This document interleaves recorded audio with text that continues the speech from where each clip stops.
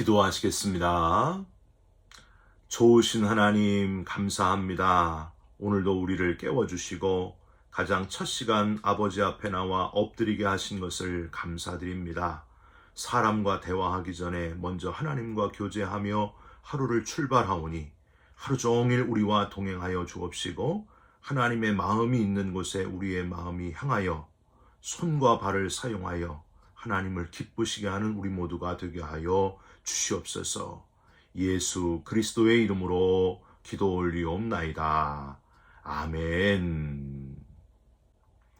오늘 함께 묵상하실 말씀은 느헤미야 4장 1절부터 14절까지의 말씀입니다. 산발랏이 우리가 성을 건축한다 함을 듣고 크게 분노하여 유다 사람들을 비웃으며 자기 형제들과 사마리아 군대 앞에서 일러 말하되 이 미약한 유다 사람들이 하는 일이 무엇인가? 스스로 견고하게 하려는가? 제사를 드리려는가? 하루의 일을 마치려는가? 불탄 돌을 흙무더기에서 다시 일으키려는가 하고 암몬 사람 도비아는 곁에 있다가 이르되 그들이 건축하는 돌 성벽은 여우가 올라가도 곧 무너지리라 하더라. 우리 하나님이여 들으시옵소서. 우리가 업신여김을 당하나이다. 원하건대 그들이 욕하는 것을 자기들의 머리에 돌리사 노략거리가 되어 이방에 사로잡히게 하시고 주 앞에서 그들의 악을 덮어두지 마시며 그들의 죄를 도말하지 마옵소서. 그들이 건축하는 자 앞에서 주를 노하시게 하였음이니이다 하고 이에 우리가 성을 건축하여 전부가 연결되고 높이가 절반에 이르렀으니 이는 백성이 마음들여 이 일을 하였음이니라. 산발랏과 도비아와 아라비아 사람들과 암몬 사람들과 아스돗 사람들이 예루살렘 성이 중수되어 그 허물어진 틈이 메꾸어져 간다 함을 듣고 심히 분노하여 다 함께 꾀하기를 예루살렘으로 가서 치고 그곳을 요란하게 하자 하기로 우리가 우리 하나님께 기도하며 그들로 말미암아 파수꾼을 두어 주야로 방비하는데 유다 사람들은 이르기를 흙무더기가 아직도 많거늘 짐을 나르는 자의 힘이 다 빠졌으니 우리가 성을 건축하지 못하리라 하고 우리의 원수들은 이르기를 그들이 알지 못하고 보지 못하는 사이에 우리가 그들 가운데 달려 들어가서 살육하여 역사를 그치게 하리라 하고 그 원수들의 근처에 거주하는 유다 사람들도 그 각처에서 와서 10번이나 우리에게 말하기를 너희가 우리에게로 와야 하리라 하기로 내가 성벽 뒤에 낮고 넓은 곳에 백성이 그들의 종족을 따라 칼과 창과 활을 가지고 서 있게 하고 내가 돌아본 후에 일어나서 귀족들과 민장들과 남은 백성에게 말하기를 너희는 그들을 두려워하지 말고 지극히 크시고 두려우신 주를 기억하고 너희 형제와 자녀와 아내와 집을 위하여 싸우라 하였느니라. 아멘. 오늘은 느헤미야 4장 1절부터 14절까지의 말씀으로 낙심한 코끼리 되지 말고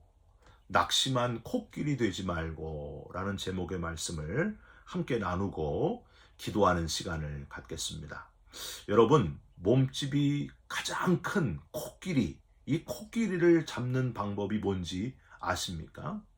한태환 목사님의 예화에 보면 태국의 코끼리를 잡는 이야기가 나옵니다. 정글 속에서 으르렁거리면서 뛰어나오는 코끼리는 미리 만들어 놓은 우리 그 큰 집 속으로 들어가게 되며 들어가자마자 우리를 막아버리는 큰 문이 덜커덕하고 내려져서 닫힙니다. 이제 코끼리 사냥꾼들은 갇혀버린 코끼리 발에 쇠사슬 줄을 매게 되는데 이 쇠사슬 줄의 끝은 벵갈 보리수라고 하는 큰 튼튼한 나무에 메어지게 됩니다. 이렇게 한 뒤에 우리를 치우고 코끼리가 자유롭게 움직이도록 놔둔다는 거예요.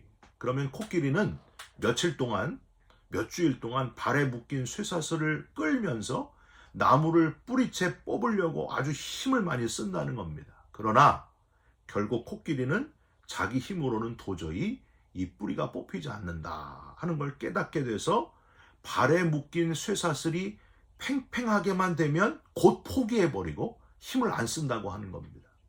이제부터는 쇠사슬의 한쪽 끝에 그저 작은 기둥 같은 아무거나 거기에 묶어놔도 좌우간 팽팽하게만 만들 수 있는 정도만 되면 아무 곳에나 코끼리를 묶어두어도 도망가지를 않는다는 겁니다.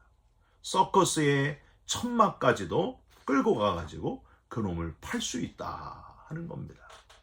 여러분, 이 코끼리의 모습이 바로 나는 이런 정도의 사람밖에 안 돼 하고 과거의 실패와 연약함의 포로가 돼서 항상 포기를 쉽게 하는 사람, 그런 낙심한 사람의 모습이랑 똑같지 않습니까? 여러분, 엘리야를 한번 기억해 보십시오. 갈멜산에서 850대 1로 바알 아세라 선지자들과 싸우잖아요. 불을 내려달라고 막 하나님께 기도해서 850대 1로 싸웠는데도 이기잖아요, 엘리야가. 그런데 이세벨 왕비가 엘리야를 죽인다고 하니까 그때부터 마음에 낙심이 찾아오고 절망이 찾아와가지고 호렙산에 가가지고 숨게 됩니다. 동굴 속에서 하나님, 내 생명이 이제 넉넉하오니 나의 생명을 거두소서 하고 큰 낙심과 절망에 빠져있던 엘리야. 저 같으면은 야, 너 엘리야 맞냐? 너 이것밖에 안 되는 사람이냐? 막 이렇게 책망했을 텐데 하나님은 그를 먹이시고 그에게 바람과 지진과 불을 보내셔서 다 지나가게 하시고 세미한 소리로 엘리야에게 용기를 북돋아 주십니다. 엘리야야, 네가 어찌하여 여기 있느냐? 가서 기름을 부어 왕을 세우고 선지자를 세워라 하시면서 사명으로 다시 뜨겁게 해 주십니다. 사랑하는 성도 여러분, 낙심하여 걱정, 근심, 염려하다가 절망에 빠지지 마시고 우리를 생각보다는 강하게 만드셨을 뿐만이 아니라 순간순간 우리를 도와주시는 도움의 돌 에베네셀의 하나님을 기억하시고 힘을 내시고 하나님으로부터 용기를 얻으시기를 주님의 이름으로 부탁드립니다. 어제까지 우리는 느헤미야 3장 각계각층 남녀노소 모든 이들이 함께 서로 합력하여 성벽을 견고하게 지어갔다 하는 사실을 우리는 어제 나누었고요. 맨 앞에 앞장서는 사람, 다른 사람의 빈자리를 채우는 사람, 열정의 사람, 힘써 성벽을 세웠던 사람, 자기 집 근처에서 최선을 다하며 성벽을 세웠던 사람, 은혜와 열정으로 인해서 성벽은 점점 더 견고해져 갔다, 다 세워져 갔다 하는 이야기를 우리 함께 나누었습니다. 여러분, 사탄이 가만히 있었을까요? 그 어느 때보다도 느헤미야의 지도력과 성도들이 한 마음이 되어 하나님이 영광 받으시는 예루살렘 성벽이 지어지고 있는데 사탄이 가만히 있을 리가 없습니다. 산발랏, 도비야, 게셈이란 사람들을 이용해가지고 이 예루살렘 성벽 건축을 조롱하고 비난하고 방해 공작을 펼치게 됩니다. 우선 산발랏 1절을 한번 보십시오. 산발랏이 우리가 성을 건축한다 함을 듣고 크게 분노하여 유다 사람들을 비웃으며, 여러분, 이 산발랏은 이 이름의 뜻이 달신이 생명을 줬다 이런 뜻이에요. 하나님이 아니라 달신을 섬기고 있는 산발랏, 사마리아 총독이 예루살렘 총독으로 온 느헤미야가 하는 일을 사실 신경 쓸 필요가 없습니다. 왈가왈부할 필요가 없어요. 그냥 서로 멀리 떨어진 지역이고, 당시의 왕, 페르시아의 왕 바사 왕이 보실 때 각 지역을 다스리는 총독의 역할을 각각 잘 감당하면 되는 거예요. 그런데 왜 굳이 이렇게 멀리서 와가지고 예루살렘 성벽을 건축하는 걸 방해하는가? 왜 그랬을까요? 질투심 때문이었고 욕심 때문이었습니다. 이 질투심과 욕심이 많고 사탄에 쓰임받은 산발랏의 아주 중요한 특징이 뭘까요? 말이 많다는 거예요. 말이. 질투심과 욕심이 많은 사람이 말이 많아요. 2절에 보니까 자기 형제들과 군대 앞에서 말을 시작하는데 2절, 이 미약한 유다 사람들이 하는 일이 뭔가, 스스로 견고하게 하려는가, 제사를 드리려는가, 하루의 일을 마치려는가, 불탄 돌을 흙무더기에서 다시 일으키려는가 하고, 여러분 얼마나 말이 많습니까? 속마음에 질투심과 욕심으로 가득 차 있기 때문에 이렇게 말이 많아지는 거예요. 여러분, 다윗과 싸워 한 방에 무너진 골리앗, 다윗과 이스라엘 백성들 앞에서 얼마나 말이 많았는지 몰라요. 사무엘상 16장 8절 이후에 보면은요, 하나님을 모욕하고 조롱하고 너희가 어찌 나와 싸우려고 하느냐, 나를 죽이면 우리가 너희의 종이 되겠고 블라블라. 얼마나 말이 많은지. 키도 크고 몸도 크고 아주 대장수잖아요. 육척 장수잖아요. 그럼 듬직하게 있어도 그냥 사람들이 떠는데 왜 그렇게 말이 많은지 말이. 다윗이 나오니까 네가 나를 개로 알고 지금 막대기를 가지고 나왔느냐, 블레셋 신들의 이름으로 저주하면서 내게로 오라, 내가 네 살을 공중의 새들과 들짐승에게 주리라, 블라블라블라. 왜 그렇게 말이 많았는지. 사랑하는 성도 여러분, 잠언 10장 19절에 보면은요, 말이 많으면 허물을 면하기 어려우나 그 입술을 제어하는 자는 지혜가 있느니라 하셨습니다. 내 많은 말이 사탄의 도구로 쓰임받을 수 있다는 사실을 잊지 말아야 됩니다. 조심해야 됩니다. 가능하면은 칭찬하고 격려하고 힘주는 말, 그런 말은 많이 해도 괜찮아요. 그런데 비난하고 조롱하고 그런 말이 더 많이 나온다는 거예요. 그러니까 말을 아예 줄이는 게 좋아요. 꼭 필요한 말만 하고. 여러분, 욥의 친구들이 말을 많이 해가지고 욥을 괴롭히지 않았습니까? 말을 많이 하는 것이 사탄의 도구가 될 수 있다 하는 사실을 잊지 마시기를 바랍니다. 두 번째로 도비야라고 하는 사람, 3절을 한번 보세요. 암몬 사람인데 이 사람은 산발랏의 꼬봉이다 이렇게 말하고 싶어요. 여러분, 우리나라 옛날 이렇게 학교 무슨 싸움장 하면은 싸움장 옆에 붙어있는 내시 같은 그 사람이 하나 있잖아요. 그래서 아주 옆에서 한마디 이렇게 거들어가지고 더 기분 나쁘게 하는 사람, 아주 그냥 비열한 사람, 도비야가 바로 그런 사람이었습니다. 3절 보십시오. 암몬 사람 도비야는 곁에 있다가 이르되 그들이 건축하는 돌 성벽은 여우가 올라가도 곧 무너지리라. 여러분, 여우가 올라가도 무너지는 벽이 어디 있습니까? 말도 안 되는 걸 옆에서 비꼬면서 조롱하면서 그렇게 내뱉었다는 거예요. 여러분, 이 도비야는요, 이름의 뜻이 여호와는 선하시다. 이름만 좋아요. 이름만 좋아요. 학자들은 도비야는 여호와를 믿는 유대인이었다, 원래는. 그런데 배신했다. 배신자가 되어 산발랏에게 가서 종이 되었다. 이렇게 추정을 하고 있습니다. 나라를 팔아먹은 이완용 같은 사람이 바로 이 도비야였다는 거예요. 그저 자기 이득을 위해서 나라도 팔아먹을 사람. 여러분, 이런 비겁한 사람 되지 않도록 조심하시기를 바랍니다. 그저 힘 있는 자 옆에 붙어가지고 기생하는 사람, 언제든지 또 배신할 수 있는 사람, 이런 사람 되면 안 되겠죠. 자, 이렇게 비웃음과 조롱과 비꼬는 여러 방해가 있었음에도 불구하고 느헤미야는 어떻게 했는가? 하나님께 기도했고 큰 그림을 보여주면서 백성들에게 큰 비전을 꿈꾸게 했다 하는 사실입니다. 4절을 한번 보실까요? 우리 하나님이여 들으시옵소서. 기도하는 거죠. 우리가 업신여김을 당하나이다. 원하건대 그들이 욕하는 것을 자기들의 머리에 돌리사 노략거리가 되어 이방에 사로잡히게 하시고. 여러분, 히스기야 왕이 사네립의 그 공격적인 편지, 너희들 다 죽인다 하는 편지를 들고 어떻게 했어요? 하나님 앞에 가가지고 그 위협적인 편지를 하나님께 보여드리면서 하나님께 간절히 기도하지 않았습니까?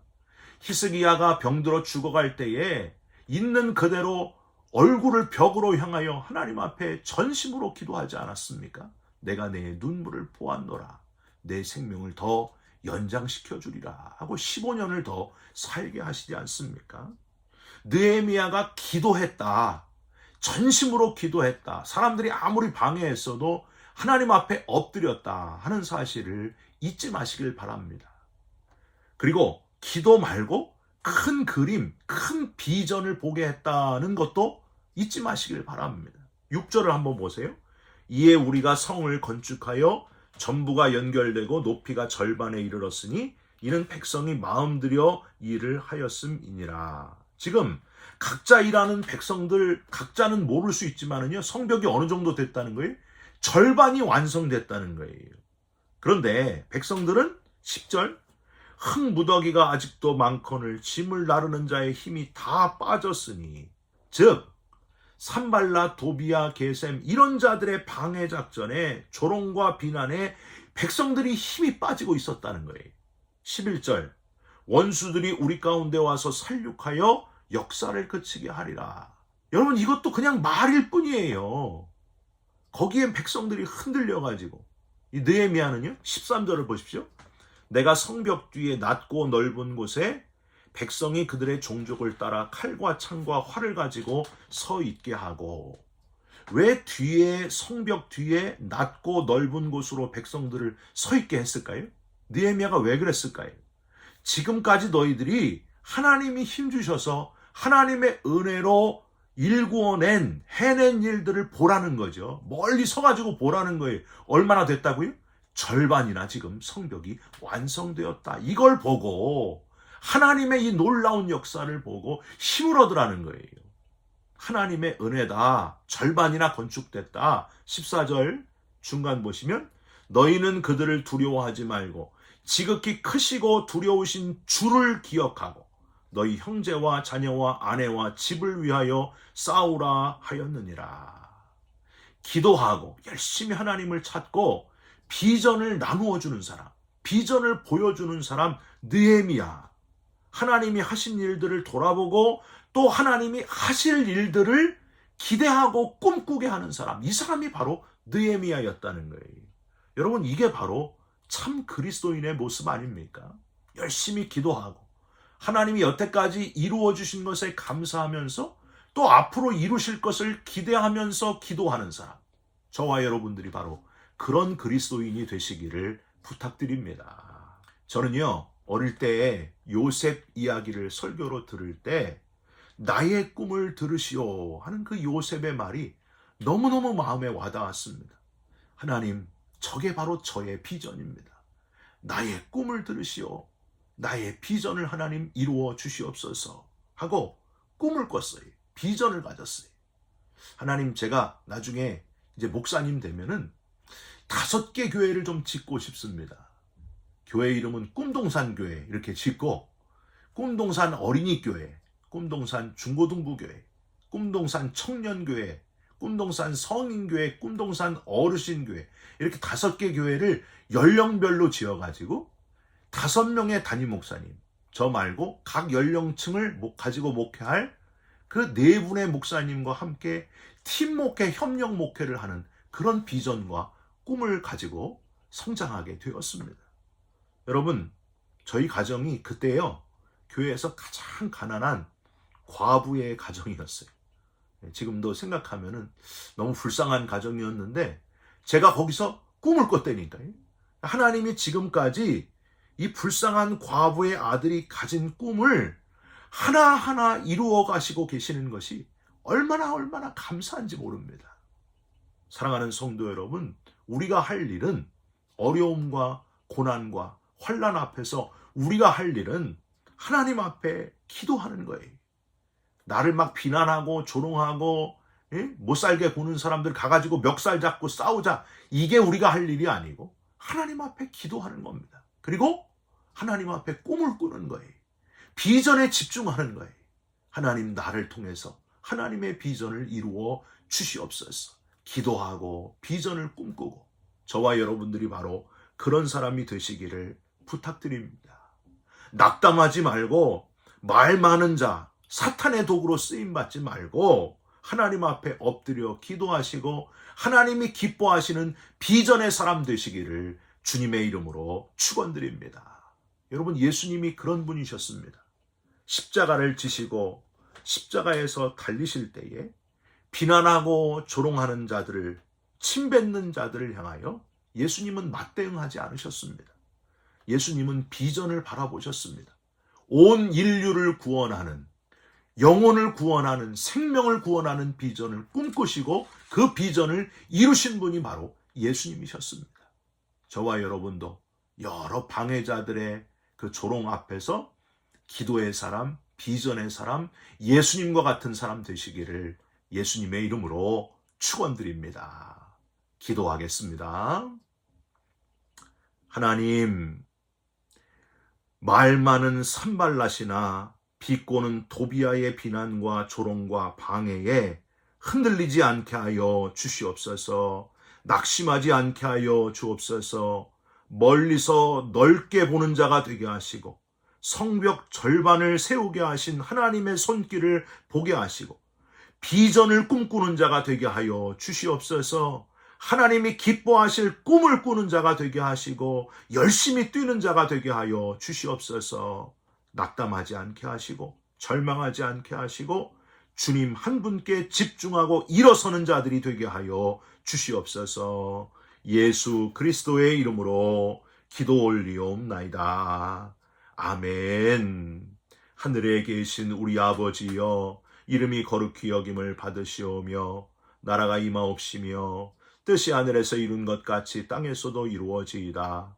오늘 우리에게 일용할 양식을 주옵시고 우리가 우리에게 죄진 자를 사하여 준 것 같이 우리 죄를 사하여 주옵시고 우리를 시험에 들게 하지 마옵시고 다만 악에서 구하옵소서. 나라와 권세와 영광이 아버지께 영원히 있사옵나이다.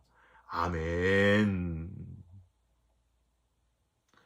사랑하는 성도 여러분, 낙심하지 마시길 바랍니다. 절망하지 마시길 바랍니다. 기도하시고 하나님이 주신 비전, 거기에 집중하시길 바랍니다. 여러분 사랑합니다. 축복합니다. 감사합니다.